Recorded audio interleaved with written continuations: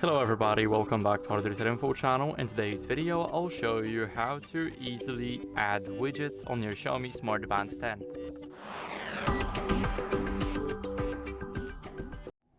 So here we will have the Smart Band. Now what we need to do is we need to go over to the settings right at the bottom. Now go to home screen and select widgets. As you guys can see, if we want to add one, we need to scroll all the way to the right. Now here we can choose a widget, so let's say it'll be the events for me. Now let's click add, and now it's added as a widget.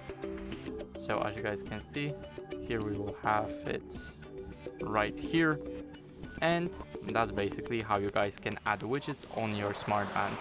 So I hope this video helped you, and if it did, then leave a like, sub, and a comment, and I'll see you in the next one.